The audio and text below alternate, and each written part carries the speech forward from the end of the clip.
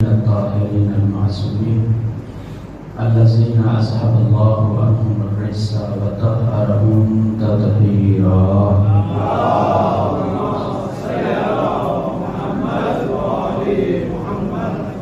وبه نستعين. قال القرآن الحكيم بسم الله الرحمن الرحيم فاسألوا أهل الذكر إن كنتم لا تعلمون. بلغ الصلاة.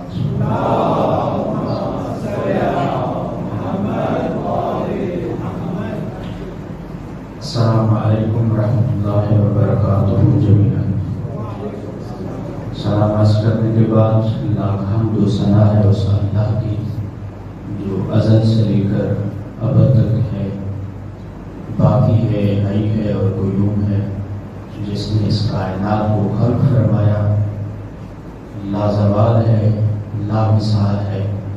وہ اللہ کے جس نے اپنی قدرت کا مظاہرہ اس طرح سے کیا ہے کہ سمندر میں ساتویں تہہ کے نیچے چھپے ہوئے کیڑے کو بھی رزق پہنچاتا ہے اور اپنی رضاقیت کا ثبوت عطا کرتا ہے. وہ اللہ اتنا قریب ہے جو حمد لائق ستائش ہے کہ جو محتاج نہیں ہے ہماری تعریفوں کا، لیکن کہتا ہے کہ تمہاری زبان پاکیزہ ہو میرے ذکر سے. اتنا حمد و ثنا کا لائق ہے وہ اللہ کہ جو کہتا ہے کہ جب تو مجھے پکارتا ہے اور یا اللہ کہتا ہے اے میرا بندہ، میں 3 دفعہ تجھے جواب دیتا ہوں اور کہتا ہوں لبیک یا عبدی، لبیک یا عبدی، لبیک یا عبدی. اے میرے بندے، میں اللہ تیرے سامنے حاضر ہوں. اس کے حاضر ہونے کی وجہ، علت، سبب کیا ہے؟ کس وجہ سے حاضر؟ اللہ کو اپنی مخلوق اتنا پیاری ہے، اتنا پیاری ہے کہ وہ 70 ماؤں سے بھی زیادہ محبت کرتا ہے. کیا اس کی محبت محتاج ہے، ضرورت رکھتی ہے کہ وہ ہم سے محبت کرے؟ بالکل بھی نہیں، چونکہ وہ اپنے کریم و قادر ہونے کا حق بغیر بھولے ادا کرتا ہے، ماں سوائے اس کے کہ ہم اس اللہ کو بھول جاتے ہیں. کیونکہ جس چیز کو ضرورت بنا کے ہم اپنی زندگی گزار رہے ہیں، وہ اللہ کہتا ہے میں نے ہر اس چیز کو جس کے پیچھے تو بھاگ رہا ہے میں نے بنایا ہی تیرے لیے ہے، میں نے خلق ہی تیرے لیے کیا. چاہے وہ اولاد کا رزق ہو، چاہے وہ بیوی کی آسائش و آرام ہو، یا تیری زندگی کی کوئی بھی لذت ہو، اس کائنات میں جس چیز سے بھی تو استفادہ کرتا ہے میں اللہ نے بنایا ہی تیری شان کے مطابق اور تیرے لیے کیا. تو پھر خدا کہتا ہے اے انسان، کیا وجہ ہے کہ میں نے ہر چیز کو بنایا ہی تیرے لیے ہے اور تو مجھے چھوڑ کے اس چیز کے پیچھے بھاگ رہا ہے جو ہے ہی تیرے اور بنایا ہی تیرے لیے ہے. تو وہ اللہ سزاوار ہے اس بات کا کہ ہم اسے تسبیح و تقدیس میں یاد کریں. آج کے اس خطبے میں ہم جس موضوع کو علامت دیں گے وہ علم ہے، علم اور دین. انشاءاللہ اسی کو ہی ہر خطبے میں انشاءاللہ ایک جز مولا کائنات علیہ السلام کے فرامین اور قرآن کی روح سے. اور یہ کتاب جو ہے حضرت آیت اللہ حاج احمد قاضی زاہدی کی ہے، جس سے انشاءاللہ ان تمام علوم آل محمد کے دریچوں کو کھولنے کی اس بار انشاءاللہ کوشش کریں گے. اور اس سے پہلے ہم اپنے موضوع کو علامت دیں. ایک لفظ جو میں نے یہاں پہ بھی سنا ہے یا پاکستان میں یا دنیا کے کسی بھی کونے میں جاتے ہیں، ہماری زبان سے زد عام نکلتا ہے، لیکن یہ غلط اور عام لفظ ہے جس کا باریکی کے ساتھ ہمارے مذہب میں اور بالخصوص توحید کے اندر اس کا غلط استعمال کیا ہے. ہر زد عام ہے، جیسے میں زبان سے ادا کروں گا واقع ہوتے ہیں کہ ہماری ہر زندگی کے اٹھتے بیٹھتے رنگ میں یہ لفظ استعمال کیا جاتا ہے جی لنگر. ٹھیک ہے، انتہائی شرکیہ لفظ ہے. شاید میں بھی آپ کے ساتھ بیٹھ کے بولتا ہوں، غلط العام لفظ ہے اور شرکیہ لفظ ہے. اس کے لیے آپ کی تحقیق کے لیے بھی آپ اس کے اوپر مزید تحقیق بھی کر سکتے ہیں. یو کے میں یا جو لندن گئے ہوں گے وہ آگاہ ہوں گے، یا اگر یو کے بھی نہیں گئے تو پاکستان میں کرتارپور پہ چلے جائیں گے نا، یہاں پہ بابا گرو نانک کی مزار بنی ہوئی ہے. تو یہ جو لفظ اصل میں لیا گیا یہ سکھ زبان کا لفظ ہے، یہ جو لنگر ہے. اور یہ سکھ لوگ کیا کرتے ہیں جناب، جب بھی وہ کوئی بابا گرو نانک کے لیے کوئی چیز بناتے ہیں یا تقسیم کرتے ہیں ان کے نام پہ یا مخصوص کرتے ہیں تو ان کے ہاں جہاں پکایا جاتا ہے یا تقسیم کیا جاتا ہے اوپر لکھا ہوتا ہے لنگر کھانا، ٹھیک ہے جی. اور وہ جو غیر معاص یا غیر خدا کے لیے جو منسوب کر رہے ہیں وہی لفظ آپ نے جو یہاں مسلط کر دیا ہے یا رائج کر دیا ہے، یہ نہ چاہتے ہوئے شرکیہ گفتگو ہے اور ایک شرکیہ لفظ ہے، ٹھیک ہے. لہذا اس چیز سے گریز کرنا ہے، احتیاط کرنا ہے. اس کی جگہ پہ نیاز استعمال کریں، تبرک استعمال کریں، نیاز حسین استعمال کریں. ہم اپنے بزرگوں سے بھی یہ سنتے تھے، نظریتا نیاز بیت یا نیاز حسین. یہ بہت ہی خوبصورت سی تربیت تھی بزرگوں کی طرف سے، بجائے بنسبت اس کی کہ ظاہراً ہم اپنے آپ کو یہ ظاہر کرنے کی کوشش کرتے ہیں ہم بڑے ملنگ ہیں. صحیح ہے، ملنگ ہونا معیار سلیمان پہ ملنگ ہونا معیار ملنگی ہے. اگر ملنگ بننا ہے ملنگ پھر بھی سب ہے، ٹھیک ہے نا. ابوذر ہے، کمبر ہے، مقدار، یہ ملنگ ہے، ملنگان علی ہے، یہ معیار ملنگی ہے. نہ کہ الفاظوں سے، عقیدتوں سے، ہاتھ جوڑنے سے یا عاجزی سے. عاجزی پیدا ہوتی ہے تقوی الہی سے. وہ عاجزی تیرے لیے نجات کا ذریعہ ہے. عاجزی پیدا کرنا عبادت الہی اور زہد سے پیدا کرنا، ثروت سے نہیں، تکبر سے نہیں. عاجزی کبھی نہیں آئے گی. عاجزی پیدا کرنا ہے تو جو خدا سے لو لگائے، جو آل محمد کے سامنے عاجز بنے، نہ کہ اس عاجز کے سامنے جس کو اللہ نے ہی عاجز بنایا ہے. اس کے سامنے عاجز بننے کی بالکل ہرگز ضرورت نہیں، ماں سوائے اس کے کہ مولا کائنات علیہ الصلوۃ والسلام فرماتے ہیں کہ جب تو کسی سفید ریش کو دیکھے تو اس کے ساتھ عاجزی سے پیش آ، بزرگواری سے پیش آ. مولا کیوں؟ مولا فرماتے ہیں اس لیے کہ چونکہ اس کی نیکیاں تجھ سے زیادہ ہے. پھر کہا کہ اپنے سے ہم سے جو آپ کا ہم ایج ہے اس سے بھی ادب و احترام. عاجزی بے معنی یہاں پہ ادب و احترام ہے. احترام سے میں مولا کیوں؟ کہا اس لیے کہ چونکہ تو اپنے گناہوں کو تو جانتا ہے لیکن اس کے گناہوں سے ناواقف ہے، اس لیے اس کا احترام کر، اس کی عزت کر، اس کی تقریب کر. پھر مولا فرماتے اپنے سے چھوٹے کا بھی احترام کر. مولا وہ کس لیے؟ مولا فرماتے اس لیے کہ چونکہ وہ گناہ اور نیکی دونوں چیزوں میں، گناہ میں بھی کمی رکھتا ہے اور نیکیوں میں تجھ سے سبقت رکھتا ہے، اس کا احترام کر. یہاں ادب و احترام کا معیار و پیمانہ، یہاں پر مومن کا اتنا احترام اور وہ حق رکھتا ہے تو وہ اللہ کتنا حق رکھتا ہے کہ جس کی عبادت کی جائے، جس کا احترام کیا جائے. احترام خدا کیا ہے؟ آپ نے یا میں دیکھوں، اگر فرض کیا کوئی بندہ یا کوئی بچہ جب دکان میں جائے تو اگر اس کے پاس پیسے نہ ہوں، کوئی غلط کام، خدا نہ اسے توفیق دے، لیکن پھر بھی اگر وہ کوئی غلط کام کرتا ہے یا مثلا کوئی چیز چرانے کی کوشش کرتا ہے تو وہ کیا کرتا ہے کہ کہیں مجھے مالک دکاندار دیکھ نہ لے. دائیں دیکھے گا، بائیں دیکھے گا، تھوڑا سا دکان سے باہر نکل کے دیکھے گا کہ کوئی دیکھ تو نہیں رہا. کوئی نہ دیکھے پھر جلدی سے چھپا لو، اگر چھپا لے تو پھر وہ جلدی سے بھاگے گا، دوڑے گا کہ جناب مجھے کوئی پکڑ نہ لے. اللہ کہتا ہے اے انسان مجھے اس دکاندار سے بھی اتنا حقیر سمجھا ہے کہ اس سے چھپ کر میں یہ سامنے اعلانیہ گناہ کر رہا ہوں.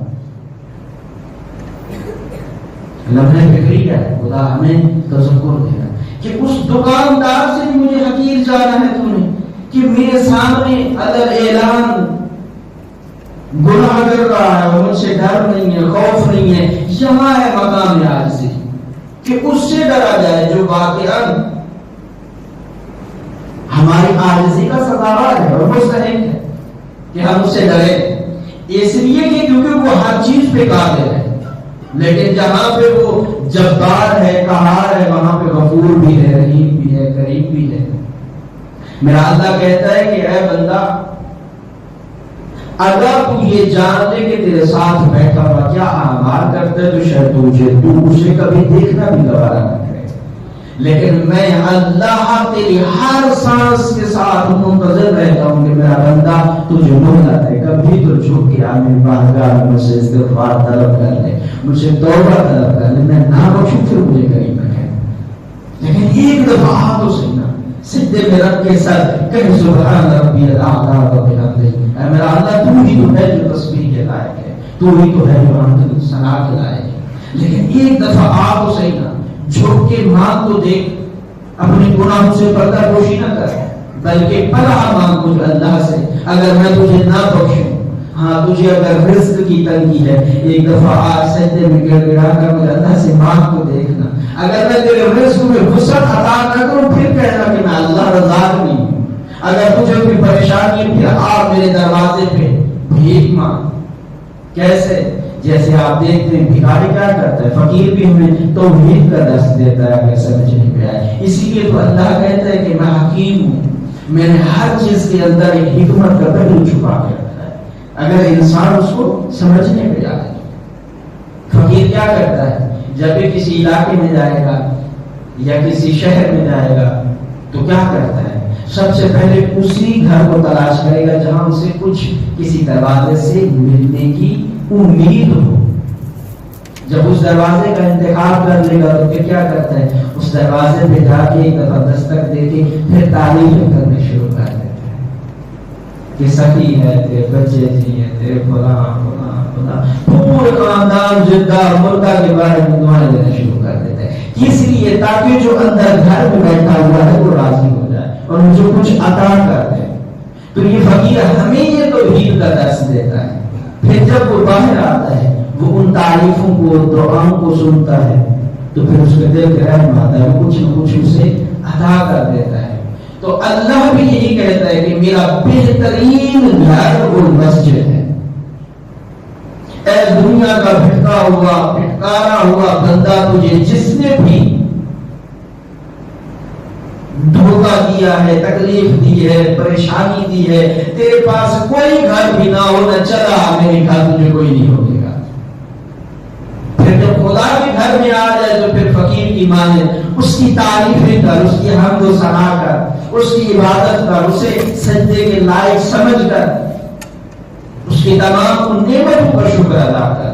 پھر جب تعریفیں کر لے پھر اپنی کوتاہیوں کو بھی یاد کر کے اپنی آنکھوں سے آنسو بہا کر استغفار طلب کیا کر، مغفرت طلب کیا کر کہ میرا اللہ تو اس لائق نہیں ہے کہ میں تیرے سامنے ان گناہوں کو، ان برائیوں کو انجام دوں، لیکن میں پھر بھی تجھ سے توبہ کا طلب کرا اور تجھ سے پناہ مانگتا ہوں تیری اس قدرت سے کہ تو جو چاہے کر سکتا ہے، لیکن میں اس لائق نہیں ہوں کہ میں تیری آزمائش کو پورا کر سکوں، میں اس لائق نہیں ہوں کہ میں تیرا امتحان پورا کر سکوں۔ لیکن اللہ نے اس دنیا کو امتحان کا بنایا ہے تو وہاں پر ایک بندہ پیغمبر کی خدمت میں حاضر ہو کر سوال کرنے آ رہے ہیں،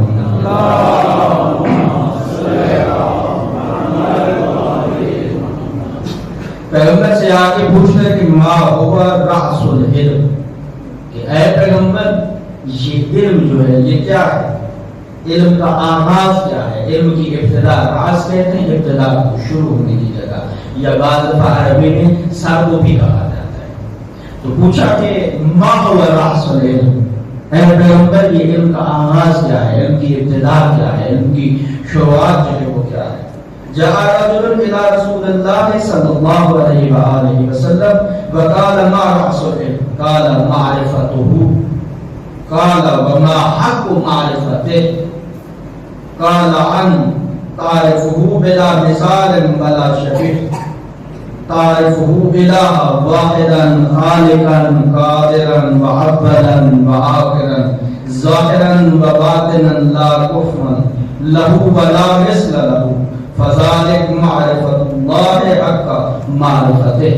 ایک شخص آیا پیغمبر کی خدمت میں آ کے سوال کرتا ہے کہ یا رسول اللہ علم کی غرض یا اس کی شروعات یا اس کی ابتدا جو ہے وہ کیا ہے؟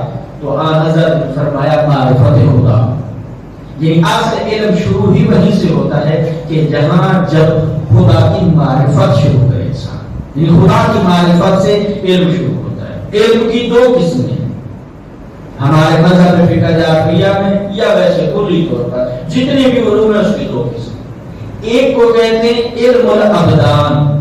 علم الابدان میں کون سے علوم آتے ہیں؟ وہ علم جو سائنس سے تعلق رکھتے، بایو ہو، کیمیا ہو، ٹھیک ہے جی، ریاضی ہو، یا جتنے بھی علوم ہیں آپ کے جسم سے، اعضاء و جوارح سے جو تعلق رکھتے ہیں علوم، ان کو کہا جاتا ہے علم ابدان۔ اور دوسرا علم علم الادیان یعنی دین کا علم، مذہب کا علم، اسلام کا علم، قرآن کا علم، یہ دو قسموں میں تقسیم کیا گیا ہے، ٹھیک ہے۔ پھر اس علم کے جہاں پر ہم معرفت حاصل کرنا چاہتے ہیں، اس معرفت کے لیے ہمیں کیا آیا، نمازیں زیادہ پڑھنی چاہیے، کیا ایسے اقدامات کرنے چاہیے کہ ہم اس تقوی الہی سے کیا کریں، ہم معرفت حاصل کریں۔ تو یہاں پر ہم ایک لفظ اپنی نماز میں تلاوت کرتے ہیں، سورہ الحمد میں ہم کہتے ہیں ہدی للمتقین، کہ اللہ کیا کرتا ہے، متقیوں کو ہدایت عطا کرتا ہے۔ یہ کا معنی ہے جناب، ہدی للمتقین، اللہ متقیوں کو ہدایت عطا کرتا ہے۔ تو میرا آپ لوگوں سے سوال ہے کہ اگر اللہ صرف متقیوں کو ہدایت دیتا ہے تو پھر غیر متقی جو ہیں ان کے لیے قرآن ہدایت نہیں ہے کیا؟ اللہ تو کہتا ہے کہ پورے کا پورا قرآن رشد و ہدایت کرتا ہے، انسان کی رہنمائی کرتا ہے۔ قرآن کہتا ہے کہ ہدی للمتقین، کہ ہدایت کیا ہے، متقیوں کے لیے۔ پھر آیا اگر میں متقی نہیں ہوں تو کیا میرے لیے ہدایت نہیں ہے؟ متقی یعنی پھر میں نمازیں پڑھوں، روزے رکھوں، حج کروں، تمام چیزیں کروں، تمام تقوی پہ پہنچوں، پھر میرے لیے ہدایت ہے، تو پھر جو ان تمام چیزوں کو نہ انجام دے سکتا تو وہ متقی نہیں ہے۔ یہاں پر آج علماء سے قرائتی تفسیر میں فرماتے ہیں کہ ہدی للمتقین سے یہاں پر مراد کیا ہے؟ ہدی للمتقین سے مراد یہ ہے کہ جیسے انسان جب کسی مشکل میں پھنس جائے، اسے کوئی راستہ نہ مل رہا ہو، کوئی روشنی نہ مل رہی ہو، تاریکی میں ہو یا کسی مصیبت میں ہو، تو وہ اس کی کوئی چارہ جوئی کرتا ہے، اس کا کوئی رائے حل تلاش کرتا ہے، کوئی راستہ ہموار کرتا ہے۔ مثلا اگر اسے مال کی ضرورت ہو تو کسی مالدار کے پاس جائے گا، اس سے مدد طلب کرے گا کہ اب میں اس مشکل میں گھرا ہوا ہوں تو میری مدد کرو تاکہ اس مشکل سے میں نکل جاؤں۔ یا مثال کے طور پر اس کی گاڑی خراب ہو گئی، اس کے پاس فرصت نہیں تو کسی مکینک کے پاس جائے گا کہ جناب آپ میری گاڑی ٹھیک کر دیں، میں چند دن کے بعد ہی قرض اتار لوں گا تاکہ یہ میری مشکل حل ہو جائے۔ یعنی کیا کرتا ہے کہ وہ مشکل کو حل کرنا چاہتا ہے۔ اب پھر جب کسی کے پاس جائے گا، اپنی مشکل بتائے گا اور آگے والا شخص اس کے اوپر رحم کر دے اور اسے کیا کرے، اس کی مدد کر دے۔ تو یہاں پر خدا نے متعال نے جب یہاں پہ کہا ہے ہدی للمتقین، تو یہ مراد یہ نہیں ہے کہ متقی پہلے بننا ضروری ہے کہ پہلے بندہ متقی ہو اور پھر اللہ جو ہے وہ ہدایت عطا کرے۔ اللہ یہاں ہدی للمتقین سے فرمانا یہ چاہتا ہے کہ یہاں پر مراد یہ جو ہدایت حاصل کرنا چاہتا ہے وہی متقی ہے اور متقیوں کے لیے ہی ہدایت ہے۔ اب ہم میں سے متقی بننا کون چاہتا ہے، یعنی ہدایت حاصل کون کرنا چاہتا ہے؟ اگر کوئی ہدایت حاصل نہیں کرنا چاہتا تو وہ متقی بھی نہیں ہے، اور اس جو متقی نہیں ہوگا پھر اس کے لیے ہدایت بھی نہیں۔ تو یہاں پر بات ہوگا ہمارے ذہن میں یہ بھی مغالطہ نہ رہے کہ جناب جو ہے نا پہلے ہدایت پانے کے لیے ہمیں پہلے متقی بننا پڑے گا۔ متقی بننا وہ مشکل نہیں ہے، متقی بننے سے کیا بنے، یہ تقوی الہی کو اپنانا، یہ تقوی الہی کی طرف چلنے کی کوشش کرنا۔ اللہ معاذ دین پہ ٹرائی اگین ٹرائی، یہ کب اس کا انسان کیا کرے، کوشش تو کرے نا اس راستے کی طرف چلنے کے لیے، اپنے آپ کو لے کے تو چلے۔ جب اگر اس راستے کے پر چلنے کی کوشش ہی نہیں کرنا چاہتا، آنے کی کوشش ہی نہیں کرنا چاہتا، تو پھر خدا کہتا ہے کہ جب انسان ہدایت نہ حاصل کرنا چاہے تو پھر خدا کیا کرتا ہے، اسے گمراہ کر دیتا ہے۔ اب یہ اس سے میں سوچے کہ کیا خدا بھی گمراہ کرتا ہے؟ خدا کا ہدایت نہ دینا ہی گمراہ ہے، ٹھیک ہے نا؟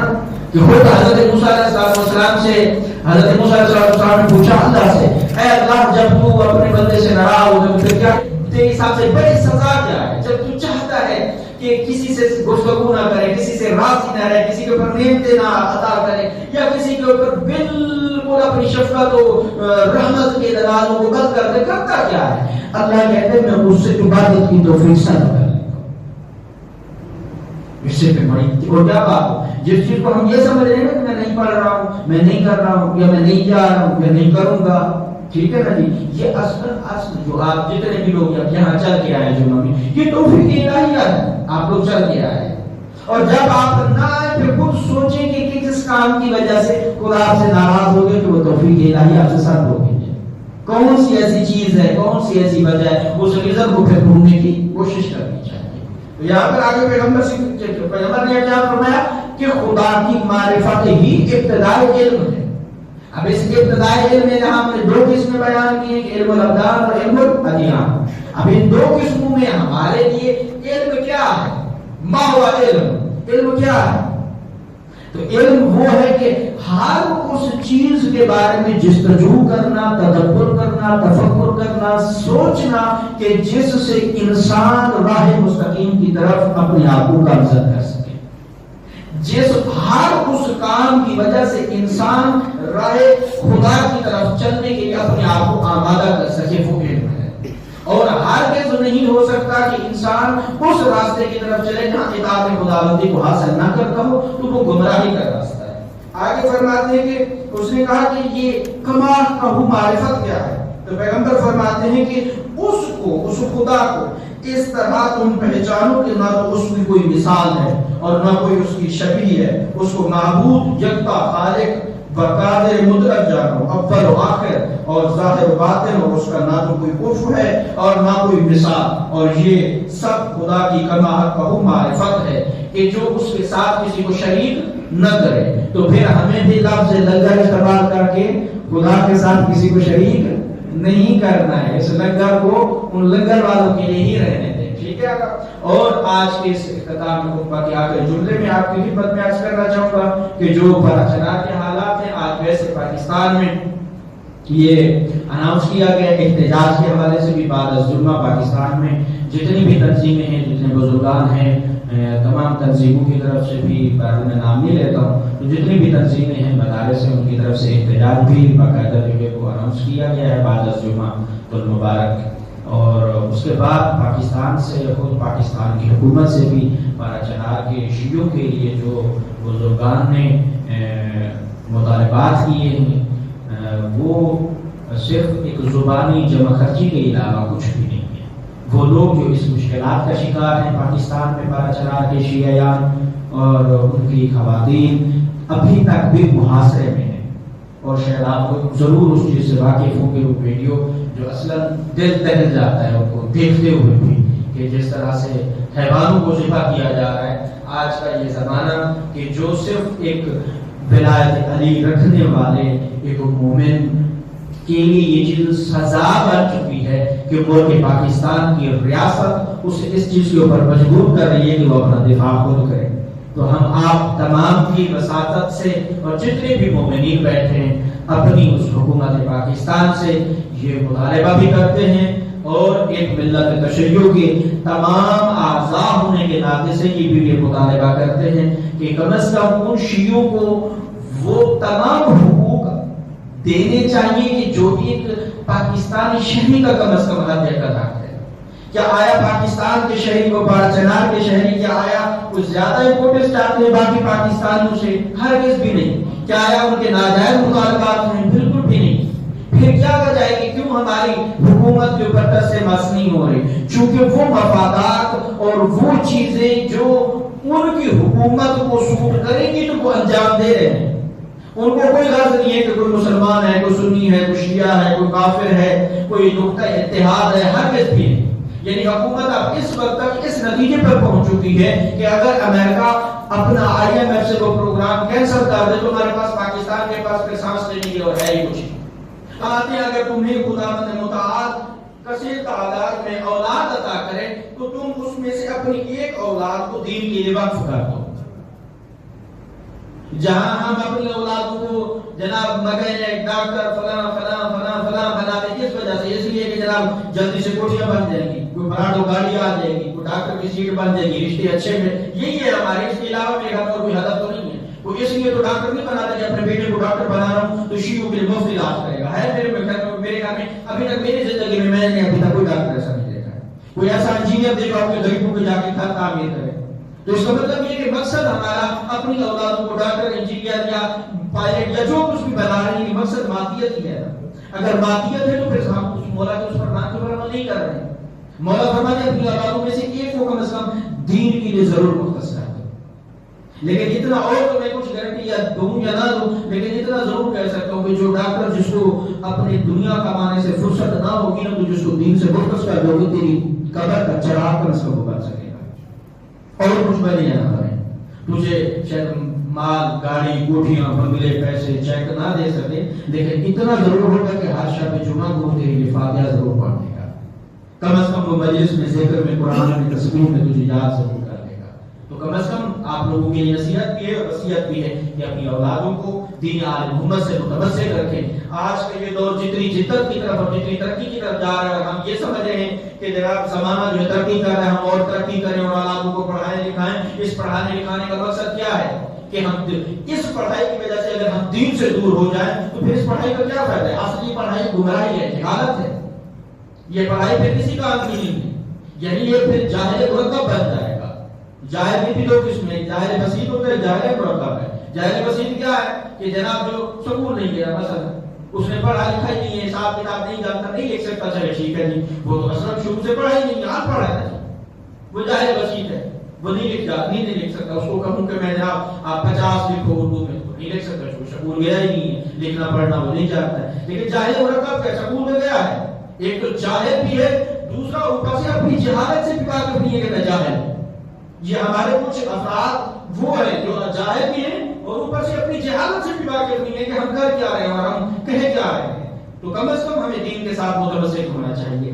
آج اگر میں اتنا ہی کہہ سکتا ہوں کہ پارچنار میں جہاں ڈاکٹروں کی قلت ہے، جہاں دوائیوں کی قلت ہے، جہاں پر گھروں کو مسمار کیا گیا ہے یا ان کی اسپتالی کی گئی ہے، یا وہاں پر جن ضروری چیزوں کی ضرورت ہے، آج ہمارے پاس کیا آیا ان ملت کشیوں کے ڈاکٹروں کے پاس اتنا وقت ہے کہ پارچنار میں جا کر اپنی خدمت کر سکیں؟ وہ کیا دعویٰ کرتے ہیں کہ مولانا امام زمانہ عبد اللہ تعالیٰ شریف تشریف لائیں گے، ہم ان کی نصرت کریں گے۔ جب وہ اپنی مادی دنیا سے فرصت آج کے زمانے میں مظلوم کی نہیں رکھتے تو کل کیا بولا کہ وہ جو ہے نصرت کریں گے؟ تو یہ کھوکھلے دعوے نہیں چاہیے۔ مولا کے ظہور میں کیوں تعطیل ہو رہی ہے؟ تحقیقت وجہ ہی نہیں ہے کہ صرف ہمارے پاس کیا ہے، زبانی جمع اچھی ہے، عمل نہیں ہے ہمارے پاس، ہمارے لیے دین کے اوپر خرچ کرنے کی فرصت ہی نہیں ہے، فرصت کر بھی نہیں ہے۔ چار رشتہ داروں کے سامنے اچھا کاٹن کا سوٹ پہننا تمہیں گوارا ہے، لیکن ایک غریب کو اچھا صاف ستھرا کپڑا دینے کے لیے تمہارا جو ہے وہ زمین گوارا نہیں کرتا۔ کیوں؟ اس کا مطلب یہ کہ اپنے بدن کو ترجیح دیتے ہو، مومن کو نہیں دیتے۔ خدا تو یہ کہتے ہیں کہ تم اپنے لیے وہی پسند کرو جو کسی دوسرے کے لیے، اپنے مومن بھائی کے لیے بھی جو پسند کرتے ہو وہی اپنے لیے، اور جو اپنے لیے کرتے ہو اس کے لیے بھی کرو۔ لیکن ہماری کیا صورت حال ہے، کیا وصیت ہے ہماری؟ جہاں ہم اپنی جمع پوچھی میں لگے ہوئے ہیں، جہاں ہم اپنے مال کو اکٹھا کرنے میں لگے ہوئے ہیں، ہمیں ہے وہاں پہ کوئی ہم لوگ بچے ہیں کہ آیا ہم ان کے لیے کچھ کر رہے ہیں؟ صرف ہر وقت ہر مدد امداد کے لیے مال کی ضرورت نہیں ہوتی ہے، بعض جگہ پہ آپ کی ملت کو آپ کی جسمانی ضرورت ہوتی ہے، فزیکل ضرورت ہوتی ہے آپ کا شامل ہونا، آپ کا احتجاج کرنا، آپ کی حمایت کرنا، آپ کے مال کی، جان کی، عزت کی، آپ کی زبان، ہر حوالے سے ان کو مدد چاہیے ہوتی ہے۔ ہم یہ دیکھیں کہ ہم اس وقت کس مقام پہ کھڑے ہوئے ہیں، کیا آیا ہم ان پارچنار کے مظلوموں کے لیے کیا کر رہے ہیں؟ کیا ان کی آواز ہم بلند کر رہے ہیں، اس زبان کو اگر دے رہے ہیں؟ ہماری محفلوں میں یہ ہوتا ہے ہاں جی میں بتانا ختم ہوا ہے تو مسائل کیا ہے، وہ بتانے کے لیے یہ کون سا راستہ ہے تو وہ کون سا راستہ ہے، وہاں جہاں ان مسائل کو ڈسکس کرتے کبھی اپنی محفلوں میں ان چیزوں کو ڈسکس کیا یار ان مومنین کے لیے ہم کیا کر سکتے ہیں، یار میں شخص سے فرد واحد میں کیا کر سکتا ہوں؟ ہے ہمارے اندر یہ فرصت، یہ فکر کو کم از کم پہلے پیدا کرو پھر بعد میں آپ حسینی ہو، کم از کم فکر۔ اگر محفلوں میں فکر ہی نہیں رکھتے، ذکر ہی نہیں رکھتے تو پھر کس چیز کے حسینی ہیں آپ؟ میں اپنے آپ سے پہلے سوال کروں اس وقت میں کہاں پہ کھڑا ہوں؟ اگر آج امام زمانہ علیہ السلام موجود ہوں، اجل اللہ تعالیٰ فرج شریف موجود ہوں، تو پھر اگر وہ پھر مجھے اپنی نصرت کے لیے بلائے تو پھر میں کیا کہوں گا؟ میں یہی کہوں گا مولا میرے پاس ٹائم ہی نہیں ہے، میں گاڑیاں بناؤں گا آپ کے پاس آؤں، مولا میں بدلے بنا لوں گا پھر آپ کے پاس آؤں، مولا میں پہلے اپنی رشتہ داروں کے سامنے بھوت پھاٹ بناؤں گا پہلے میں آؤں آپ کی نصرت کروں۔ اس کا مطلب یہ ہے کہ ہم اپنی واجبات سے اپنے آپ کو اسی طرح سے چھپا رہے ہیں کہ جیسے وہ ہم یہ کہہ رہے ہیں کہ خدا ہمیں نہیں دیکھ رہا، وہ ہمارے ہر ایک عمل کا گواہ ہے۔ خدا فرماتا ہے قرآن میں کہ اے انسان جب تو مجھے دھوکہ دیتا ہے تو در حقیقت مجھے نہیں دھوکہ دے رہا، تو اپنے آپ کو دھوکہ دے رہا ہے۔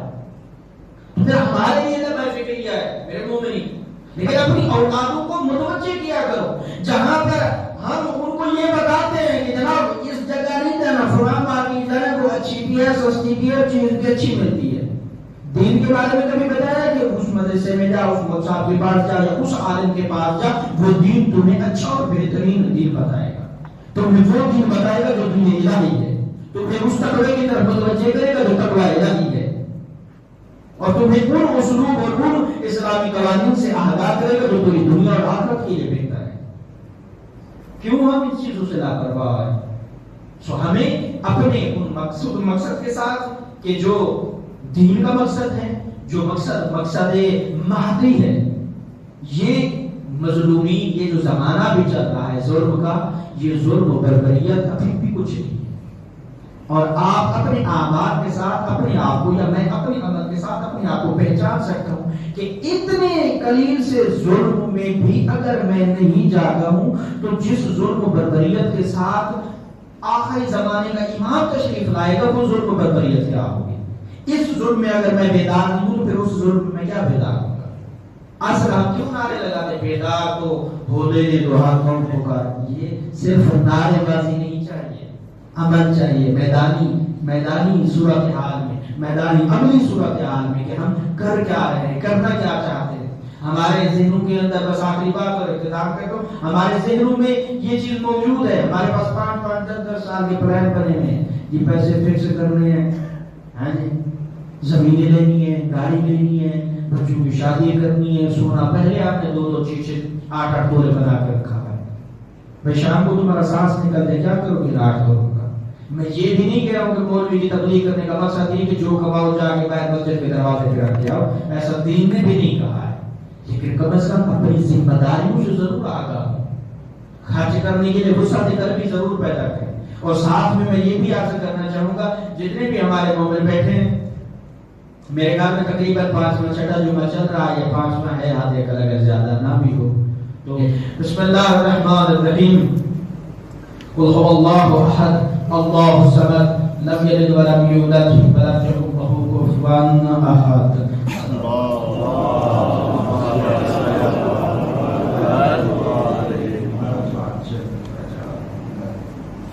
بسم اللہ الرحمن الرحیم، الحمد للہ الذی لا الہ الا هو العلیم الکریم غافر الذنب وقابل التوب وهو الغفور الرحیم۔